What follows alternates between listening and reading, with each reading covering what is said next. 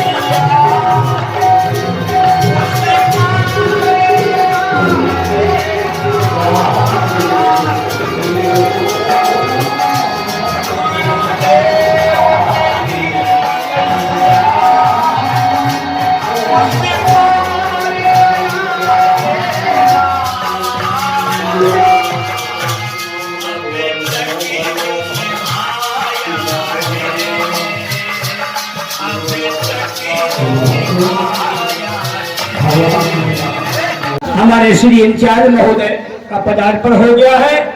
कोटि कोटि धन्यवाद देते हुए श्री हनुमान जी सदा ही उनका कल्याण करें, हमेशा उन्नति की तरफ बढ़ाएं।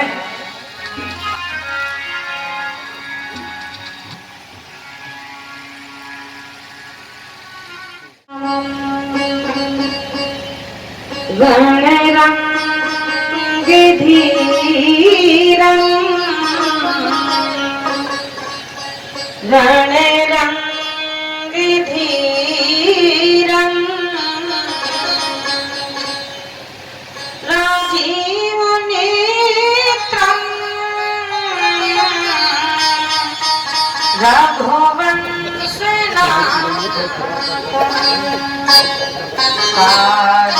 कारुण्यरूपं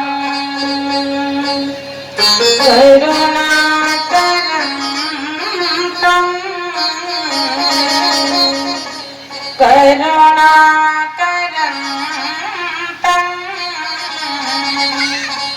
श्रीरामचन्द्रं शरणं प्रपद्ये। श्रीरामचन्द्रं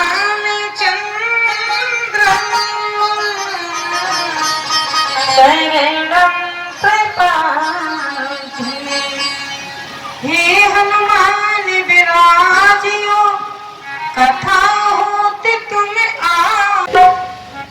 अखंड कोट ब्रह्मांड में मंगलमय मूर्ति पार्वती परमेश्वर परमात्मा का विराजमान।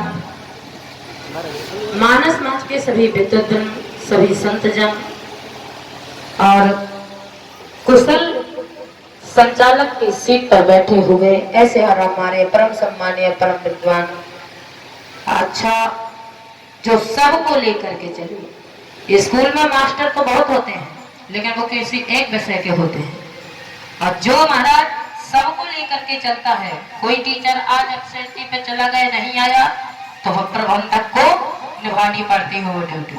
ऐसे हमारे परम विद्वान भैया संचालक के वाजपेयी जी, और जो भी गा रहे थे अपनी वाणी पे संयम, बोल ऐसे कि रसना राधे राधे बोल, ऐसे हमारे परम सम्माननीय। अच्छा ऐसा ही नहीं है, अगर वो गा रहे थे वाणी का, तो वाणी का वास्तव में हमने आज देखा है कि केवल एक संकेत पर संचालक जी के, तभी तो कहा है कि अभी समय उन्हें मिलेगा किसी के। इसीलिए रामचरितमानस में लिखा है कि परहित सरिस धर्म नहीं भाई, पर पीड़ा सम नहीं अदमाई।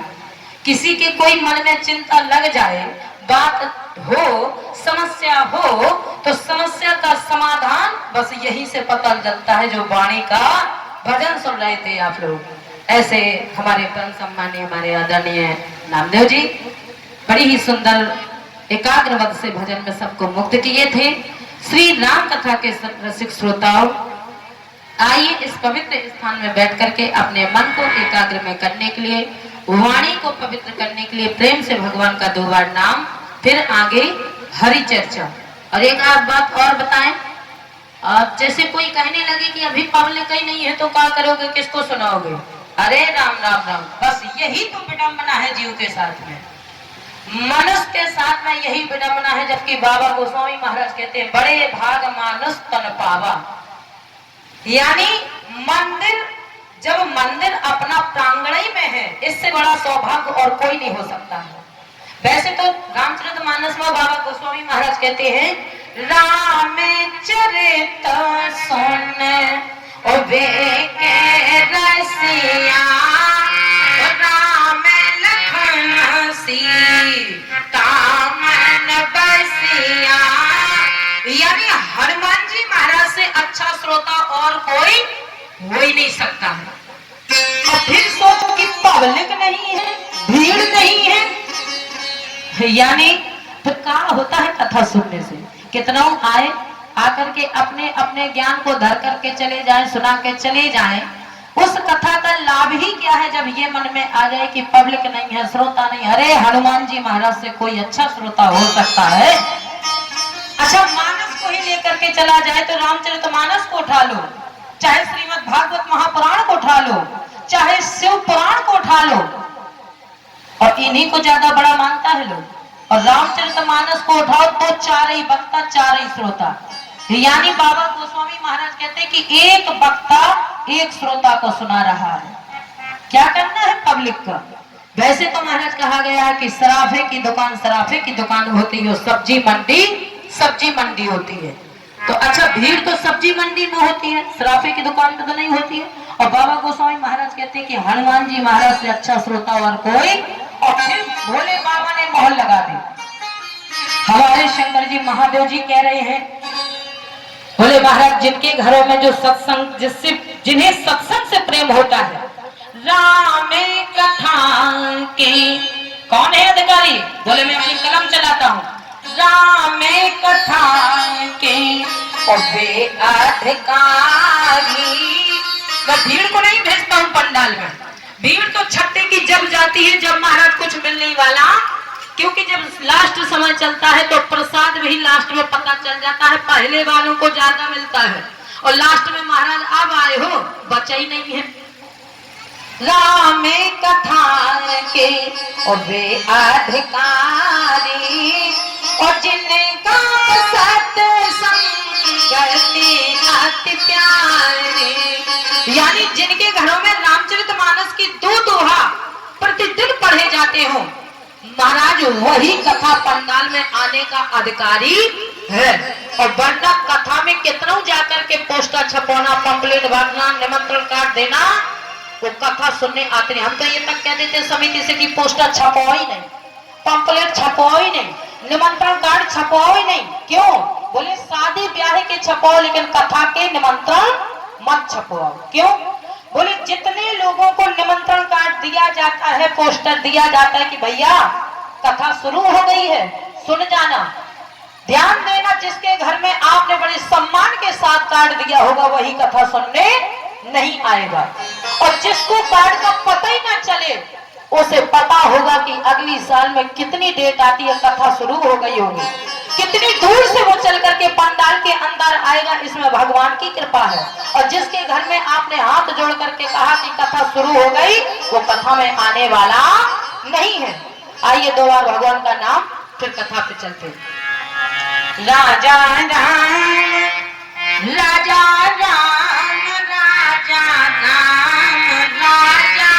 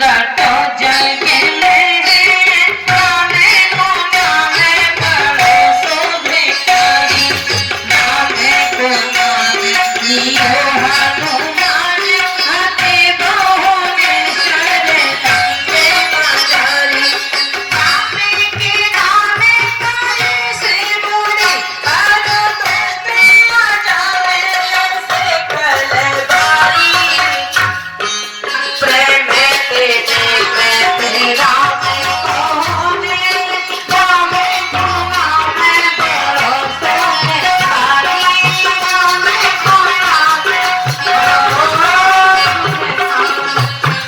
श्रुति पुराण सब ग्रंथ कहाई रघुपति भगत बिना शोक और एक बात बताएं, हमारी कथा चाहे तो ये मान लो हमें संगीत में सहूर नहीं है, पर चाहे ये मान लो इसलिए हम कहते थे भैया थोड़ा धीमे धीमे बजाना, नहीं कथा ही भूल जाएंगे। क्योंकि पहले अभी बिना संगीत में बोल के आए हैं, कल हम भिन्न कथा चल रही थी, कोई संगीत ही नहीं था। अब यही लगाएगा कि संगीत में सहूर ही नहीं है। और अभी जो राजस्थान में वहां 9 दिन की कथा है बिना संगीत के। बोलिए हनुमान जी महाराज जी की। तो ये धीरे धीरे चलोगे तो हम थोड़ा सीख जाएंगे संगीत में बोलना। बोलिए हनुमान जी महाराज जी की। और इतने अच्छे कलाकार मिल जाए, फास्ट बजाने वाले मिल जाए, कलाकार बहुत सुंदर हो जाए। कथा में से इसी से अच्छी लगती है। संगीत की स्वर्णलहरियों के जो तार कथा में जुड़ते हैं तभी कथा का आनंद मिलता है, पर सहूर वाला हो तब ना। और जब हमें संगीत में जुड़ना ही नहीं आ रहा और धीरे धीरे धक्का दोगे तो हम चले चलेंगे आप लोगों के साथ में। बोलिए शंकर भगवान की। बाबा गोस्वामी महाराज चर्चा कहाँ की है? बोले का कृष्ण जी महाराज गरुड़ जी से कह रहे हैं। बोले श्रुति पुराण सब सब अग्रंथ कहानी। बोले रघुपति भगति बिना सुख नहीं। समझे? कहा कृष्ण जी महाराज ने कहा गुरुदेव क्या? बोले श्रुतियां, पुराण, शास्त्र, वेद, यानी जो बात मैं कहने जा रहा हूं उस पर सबका एक मत है। श्रुति पुराण और सब ग्रंथ कहानी और रघुपति भगति बिना सुख नहीं। यानी भगवान की भक्ति के बिना सुख है नहीं। क्या बात करते हो महाराज? आप कह रहे हैं कि श्रुतियां, पुराण, वेद, शास्त्र, यानी जो बात आप कह रहे हैं उस पर सबका एक मत है। बोले हाँ। महाराज बात समझ में नहीं आई है। क्यों? अरे महाराज हम मानते हैं कि आप श्री रामचरितमानस के 7 कांडों के एक विद्वान वक्ता हैं, पर एक बात पल्ले नहीं पड़ी। आप कह रहे जो बात मैं कहने जा रहा हूं उस पर सबका एक विचार है, एक मत है। हाँ, तो वो बात महाराज समझ में नहीं आई। क्यों? जैसे ही क्यों का किंतु परंतु लेकिन का क्वेश्चन आया तो कहा कृष्ण जी महाराज से गरुड़ जी कह रहे हैं महाराज इसलिए कि शास्त्र अलग है, पुराण अलग है, वेद अलग है, और आप कह रहे हैं कि सबका एक मत कैसे हो सकता है? पुराण अलग चीजें हैं, वेद अलग है, शास्त्र अलग है, और आप कह रहे हैं जो बात मैं कहने जा रहा हूं उस पर सबका एक मत है। तो कहा कृष्ण जी महाराज ने कहा सुनो गरुड़, जो बात मैं कहने जा रहा हूं उस पर सबका एक मत है। क्यों? क्योंकि मैं मानता हूं कि धर्म के मामले में अलग अलग हो सकते हैं, कि पुराण अलग है, शास्त्र अलग है, वेद अलग है, लेकिन जो बात मैं कह रहा हूं उस पर सबका एक मत है। रघुपति भगति बिना सुख नाही। आप धन खूब कमाते हैं, कोई बुरी बात नहीं, अच्छी बात है। 5 मंजिल मकान है, कोई बुरी बात नहीं, अच्छी बात है। खूब कमाओ और खूब इस्तेमाल करो धन को, लेकिन भगवान की भक्ति से जुड़े रहो। और यदि भगवान की भक्ति से दूर हो गए तो वो आपका 5 मंजिल मकान किसी काम का नहीं। तो बोले महाराज बस मेरे कहने का जो मैं विचार कर रहा हूं उस पर सबका इसलिए एक मत है, जो भक्ति से जुड़ा रहा वो आबाद हो गया और जो भक्ति से दूर हो गया वो बर्बाद हो गया। छोटो मोटो की चर्चा छोड़ो, बाबा गोस्वामी महाराज कह रहे हैं बड़े बड़े लोग लाइन में लगे हैं। कहा गुरुकुल जी महाराज कह रहे हैं एक करोड़, छोटे तो छोड़ो, छोटों की तो मैं चर्चा ही नहीं कर रहा हूँ, बड़े बड़े लोग लाइन में लगे हैं। और एक बात बताए, बड़े बड़े लोगों के अच्छा जब भक्ति से जुड़ेंगे तब ना निर्मल मन बनेगा। कितना बड़ा आदमी हो अगर उसकी नियम और संयम का पालन करने वाला नहीं है तो उसे हम बड़ा आदमी नहीं मानते हैं। लोग कितना माने कि भैया उसके पास 4 चक्का गाड़ी है, 10 मंजिल मकान बने हैं, 5 मंजिल 3 मकान बने हैं, किसी बड़े काम का नहीं है, उसे हम बड़ा आदमी मानते ही नहीं है। जिसके पास अरे मानस में आइए, भगवान कहते हैं बोले देवादिदेव महादेव की पत्नी स्वयं ऊपर हाथ करके करोड़ कुंडल में, और जो हाथ ऊपर किए बोले जो प्रभु दीन और दयाल कहावा, तो एक के माथे से पसीना छूट गया सुनने वाले के। क्यों? अरे महाराज हार से नहीं, हारी से भगवान के जो प्रभु दीन और दयाल कहावा, तो आरत हाराना वेद जस गावा, प्रभु दीन और करो कर जोरी। क्या बिनती है दीदी?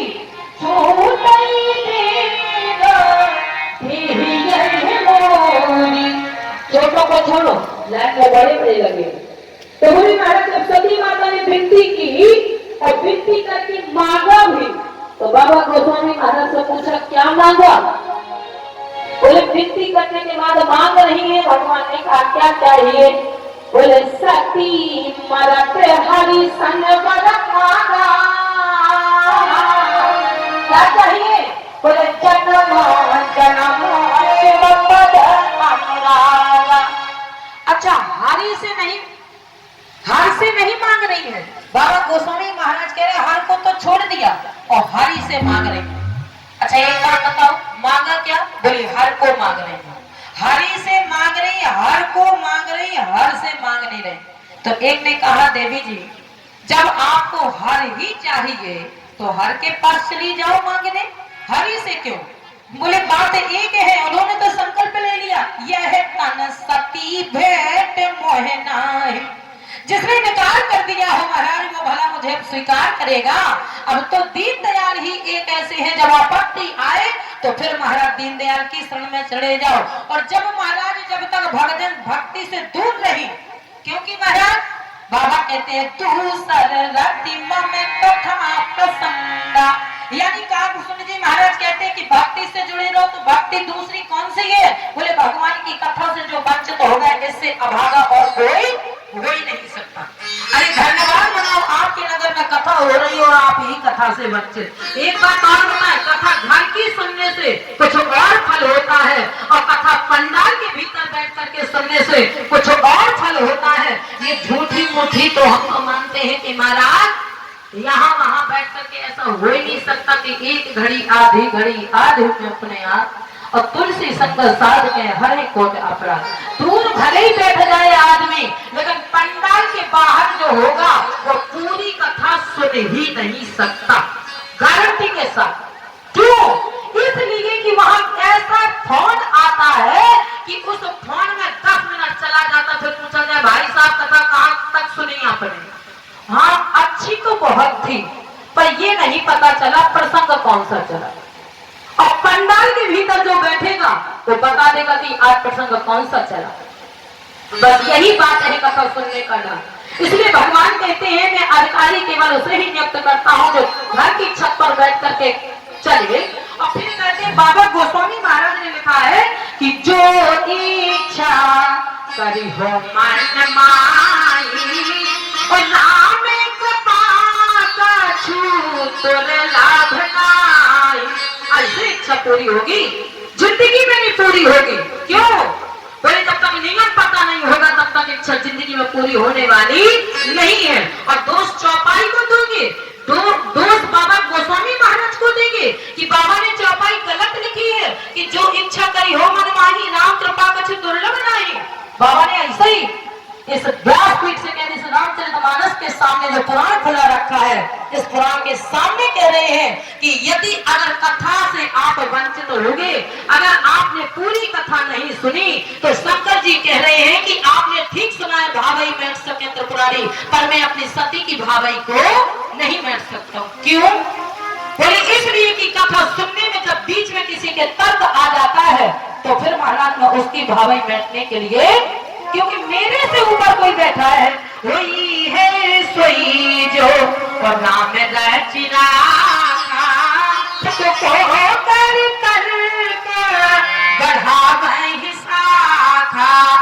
अब वही होगा, तुम चाहे छत से सुनो और चाहे घर के अंदर से सुनो। अब लोग तो कहते हैं हाँ हम बड़ी घर की बहुएं हैं, अब वहाँ आदमियों में कथा सुनने कैसे जाएं?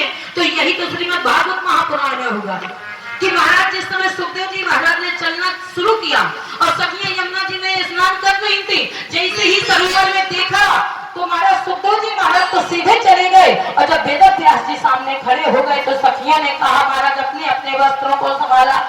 तो वेद व्यास जी ने कहा ये बताओ देवियों, जब मेरा लड़का जवान चला गया निकल के तब तो तुमने अपने वस्त्रों को नहीं उठाया, और जब मैं बूढ़ा निकला तो तुमने अपने वस्त्रों से तन को ढकना शुरू किया। देवियों ने कहा बस यही तो बात है, तुम्हारे मन में कुछ और है और उसके मन में कुछ और था, एक कदम जो ठहरे ना सीधे चला गया तो भला और फिर कहो कि हमारी इच्छा पूर्ण हो जाए, जिंदगी में नहीं होगी। और अगर कथा पूरी सुनी जाए, देवादिदेव महादेव कह रहे मेरी देवी सती ने कथा पूरी नहीं सुनी, और जो कथा पूरी नहीं सुन पाता है तो फिर इससे बड़ा अपराधी मैं किसी को नहीं मानता हूँ। अगर नियम पता है तो फिर बाबा कहते गारंटी से चैलेंज के साथ यदि प्रसंग पूछ लिया जाए कथा कौन सी सुनी अब आपने बता दी तो गारंटी से कहते हैं आपका काम हो जाएगा।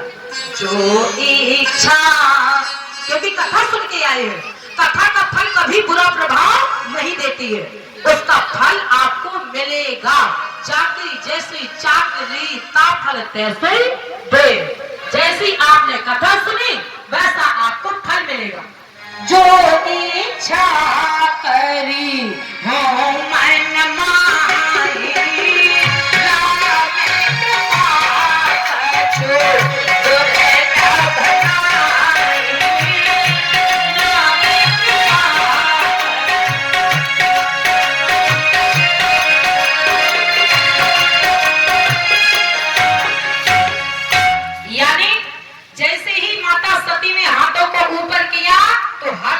हरि से विनती कर रही है चरणों में, और जब हरि से विनती करी तो हर को मांग रही है।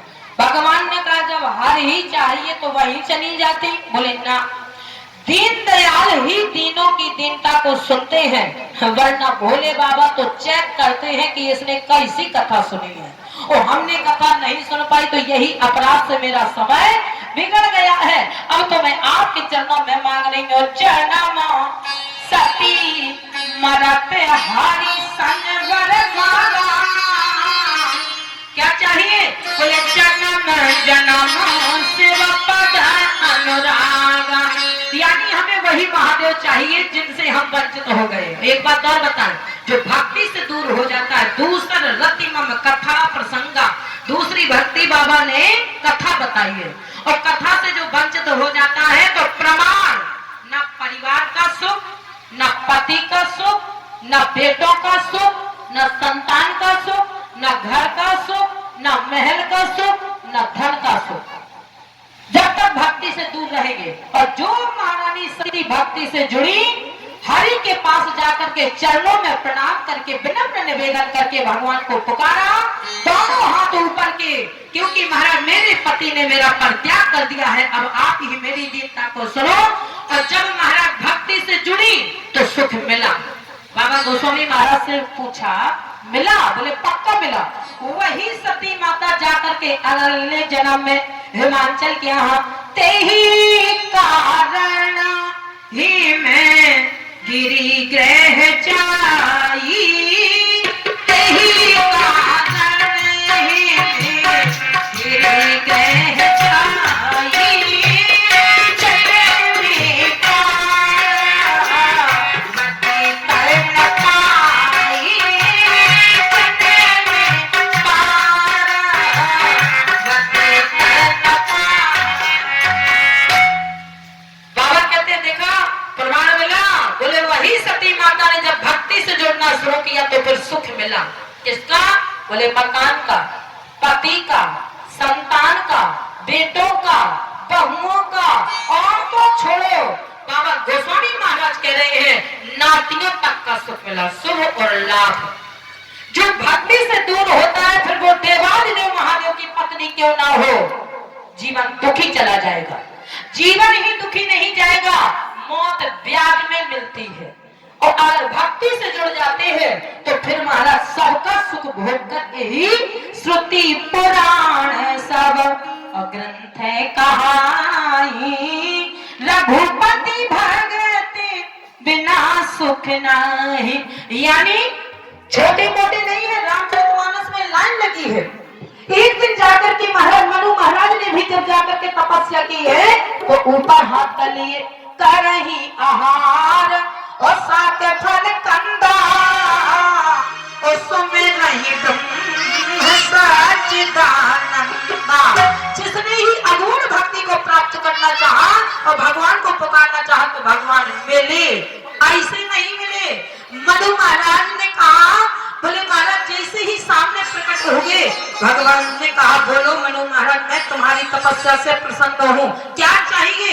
मनु महाराज ने कहा चाहूं तुम समान सो। मिला? बाबा कहते पक्का मिला। भगवान के माथे से पसीना छूट गया, क्या मांग दिया? इससे अच्छा तो पूछता ही नहीं, और पूछा तो इन्होंने हम ही को मांगा। भगवान ने कहा मैं आप सर से कहां खो जाऊं, अपने जैसा तो नहीं ला सकता, लेकिन एक बात है, शर्त मंजूर करो, मैं ही तुम्हारा बेटा बन के आऊंगा। शर्त क्या है? बोले महाराज ते दशरथ कौशल्या रूपा कौशलपुरी प्रगट नर रूपा, तुम जाकर के अयोध्या में राजा दशरथ बनो और महारानी शत्रुपा जी महारानी कौशल्या बने, और फिर मैं गारंटी देता हूं कि मैं तुम्हारे यहाँ आ जाऊंगा। इतने जल्दी नहीं गए महाराज, चौथा पन आ गया। एक ने कहा जाओ, बोले नहीं जाएंगे। क्यों? वरदान दिया था, झूठ हो जाएगा, हो जाने दो, ऐसे जाने वाला नहीं हूं। कब तक? बस यही तो समस्या है महाराज, कथा सुनने के लिए मन निर्मल होना चाहिए, और मन निर्मल यानी महाराज दशरथ जी जब तक महल को छोड़ करके अब गुरु के दर पर नहीं जाएंगे, ब्राह्मण के चरणों में नहीं झुकेंगे, तब तक मैं इनके घर में जाने वाला नहीं हूं। कब तक? वचन बोले झूठ हो जाए पर मैं इनके यहाँ जाने वाला ऐसे नहीं हूँ। और जब महाराज दशरथ जी ने चक्रवर्ती नरेश ने महल को त्याग करके और सीधे गुरु के पास चलना शुरू किया, गुरु गृह गया और तुरंत मैं ही पाला और चरण सीधे विशाला, साष्टांग लौट गए। अच्छा इसका एक महत्व और है, अब तो आदमी सोचता है कि हमारे कपड़े की लाट ना बिगड़ जाए, क्रीज बनी रहे, और अधिकांशतः हम किसी का इंटरफेयर नहीं करते, नेता लोगों के अंतर में होता है। लेकिन आजकल के तो नेता भी हमने इतने देखे हैं विद्वत्मयी कि अभी हमारी कथा झारखंड में चल रही थी, जिला पंचायत अधिकारी था और महाराज कोई नहीं कह सकता है कि ये अधिकारी है। ऐसे महाराज जब माइक लिया तो वो श्रुतियां सुनाई, वो चौपाइयां सुनाई कि आनंद में डूब गए। भाई पद मिल जाए अच्छी बात है, लेकिन पद के साथ भक्ति जुड़ी रहे वो और गजब बात है। यानी पद के साथ अगर भक्ति से आप जुड़े हैं तो फिर आप परम सौभाग्यशाली हैं, क्योंकि अगर आप माथा धर के प्रणाम करेंगे तब तो बाबा ने लिखा है जे गुरु चरण और रेणु सिर धाराही, तो क्या मिलेगा महाराज? माथे में चरणों में ब्राह्मणों के माथा झुकाने से क्या मिलेगा? बोले दुर्भाग्य की जो रेखा होगी वो सौभाग्य में बदल जाएगी, गारंटी के साथ। तब तो बाबा ने लिखा बोले जे गुरु चरण और रेणु सिर धाराही, तो एक आध दो चीजें नहीं, सकल विभव पाने बस कराई। किसी एक चीज के पीछे नहीं घूमना है। आपके सामने सारी चीजें संसार की उपस्थित हो जाएंगी, लेकिन कब? और ये सोचो कि ये ब्राह्मण तो बहुत गंदे कपड़े पहने हैं, ये बहुत गरीब है, अब इसके सामने हम झुकेंगे तो हमें लोग क्या कहेंगे? अरे लोगों के सामने यदि तुम्हारी मन की चित्त की वृत्ति ऐसी लोगों पे जाएगी, जैसी लोगों पे पहुंचाई ऐसी कहीं ठाकुर जी पे पहुंचा दो तो जीवन आपका धन्य हो जाएगा। क्योंकि ब्राह्मणों की वजह से ही ये धरती विप्रधेनु सुर संत हित लीन मनुज अवतार और निज इच्छा निर्मित तनु माया गुण को पार। कथा तो सब सुनते हैं, अच्छा भागवत में भी सुना होगा, लेकिन हमने तो देखा है कि झुकना पसंद ही नहीं करता है। आदमी देखता है कि ब्राह्मण अच्छा झंका मंका वाला होना चाहिए, पंडित वही हमारे घर में आएगा, और महाराज जो गरीब होगा तो वो क्या हमारी बेइज्जती हो जाएगी। ऐसा सोच करके महाराज अपनी पर्सनालिटी का ब्राह्मण भी देखने लगे लोग। अरे महाराज जो कथा कह रहा है भगवान के गुणानुवाद करता है, इससे बड़े संत के दर्शन आपको कहीं घर घर में मिलने वाले नहीं हैं। जो पंडाल में मंच के ऊपर बैठ करके भगवान के सुंदर गुणानुवाद सुना रहा है, और फिर सोचो कि ब्राह्मण के चरणों में महाराज जो दुर्भाग्य की रेखा होती है वो सौभाग्य में बदल जाती है। प्रमाण सहित कहां कहां लिखा? ब्रह्मा जी ने हाथ में लिखा और माथ में लिखा और लात में लिखा, तीनों जगह। जब खून का 3 महीने का लोथरा गर्भ में होता है तो उसमें महाराज ब्रह्मा जी तब तक कलम चलाते रहते हैं जब तक का जीव का कोई अंग का निर्माण नहीं होता, और जैसे उस जीव के अंग में निर्माण होगा ब्रह्मा जी की कलम वही रुक जाती है। क्यों? और फिर कहता है जीव अरे राम का बताया जाए, अगर कहीं भगवान ने थोड़ी सी कलम और आगे चला दी होती तो मैं 1 नंबर से मेरी नौकरी रुक गई, 1 नंबर और दे देते तो मेरी नौकरी में निकल जाता। क्यों? यही तो दुर्भाग्य है। अगर उस 1 नंबर से तुम रुके हो, वो 1 नंबर पाना चाहते थे तो अपने दुर्भाग्य को सौभाग्य में कैसे बदलो? बोले महाराज बस यही बात है रामचरितमानस में, शैल सुलक्षण ओ सुना तुम्हारी ओ सुनहु जे अब गुण कोई चारी। हिमाचल ने पूछा बेटे की हस्तरेखा, बोले आपकी बिटिया की हस्तरेखा में ये लिखा। तब तो हो गई बात। माथे में बोले श्रीमद् भागवत महापुराण में आत्मदेव ब्राह्मण को सन्यासी ने बुलाया, ला काहे आत्महत्या कर रहा है? और जैसे ही माथे को देखा, अरे ब्राह्मण देवता तू कहता है कि मेरे भाग में संतान, इस जन्म तो छोड़ तेरे 7 जन्म तेरे भाग्य में कोई संतान का योग नहीं है, और जबरदस्ती बंदूक की नोक से तमंचे की नोक से तो उसका परिणाम तुम्हें भोगना पड़ेगा। धुंधकारी मिला जबरदस्ती।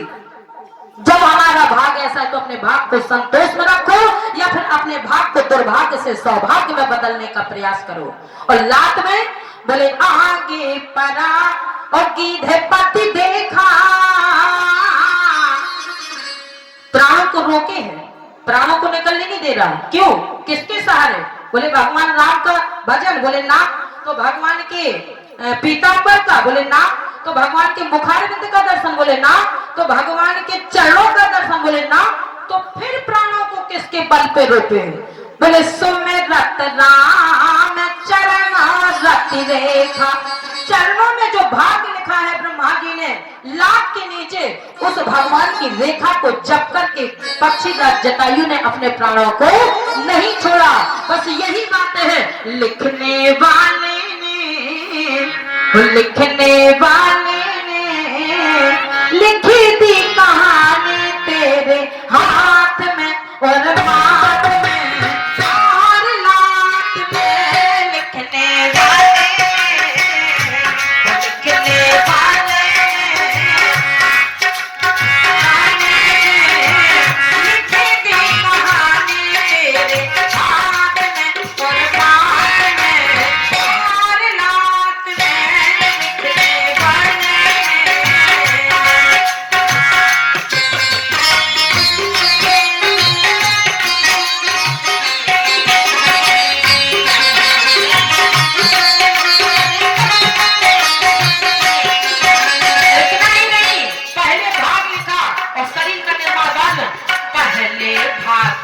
के जाते हैं फिर बनते हैं शरीर।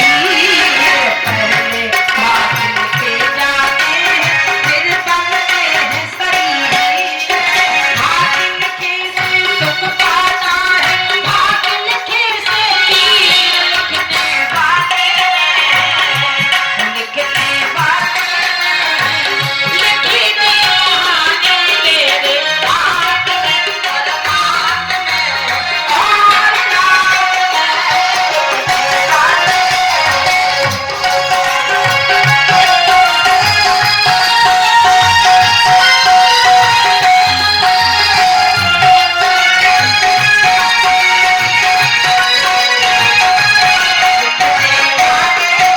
कोई न जागे कोई न बाजे कोई न अर्थ लगाए।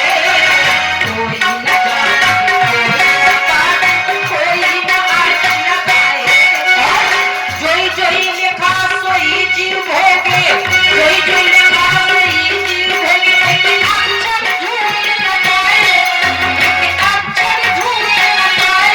लिखने वाले लिखी दी कहानी मेरे हाथ में और हाथ में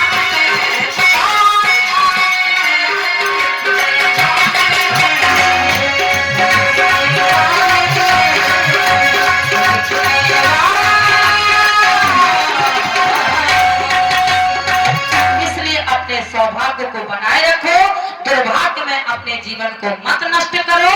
अगर इतना ही भगवान ही बनना चाहते हो तो भगवान जैसा चलना सीख लो।